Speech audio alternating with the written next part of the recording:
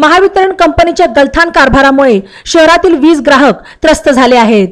वीज पुरवठा वारंवार खंडित होत असून कधी कधी अत्यंत कमी दाबाने वीज पुरवठा होत आहे।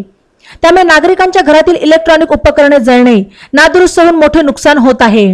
महावितरण कंपनीच्या अधिकाऱ्यांनी याबाबत तातडीने दखल घेऊन विजेच्या तांत्रिक बिघाडामुळे ग्राहकांच्या उपकरणांच्या झालेल्या नुकसानीची भरपाई द्यावी अशी मागणी करण्यात येत आहे।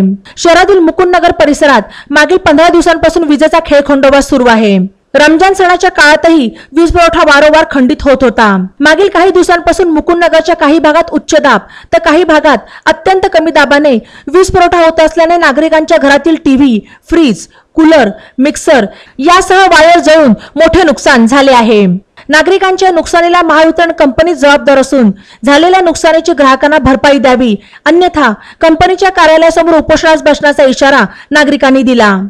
दरम्यान मुकुंदनगर परिसरात महावितरणने नेमलेली माणसे मीटर रिडिंग घेण्यासाठी येत नाहीत। त्यामुळे बिलाची रक्कम अंदाजेच आकारली जाते आणि अंदाजे आकारलेली वीज बिलही ग्राहकापर्यंत पोहोच केली जात नाहीत। त्यामुळे ग्राहकांना सायबर कॅफेमध्ये जाऊन काही शुल्क देऊन स्वतःचे बिल काढून आणावे लागते आणि ते भरावे लागते। अंदाजे रीडिंग आणि अंदाजेच बिलाची आकारणी करूनही बिल मिळण्यासाठी पैसे मोजण्याची वेळ ग्राहकांवर आली आहे। महावितरणने या कार्यपद्धतीत सुधारणा करून सुरळीत वीज पुरवठा करण्याबरोबरच नियमितपणे बिलाचे वाटप करावे अशी मागणी करण्यात येत आहे। बातम्यांसाठी ई नवा मराठा यूट्यूब चॅनलला सबस्क्राईब करा आणि बेल आयकॉनवर प्रेस करा।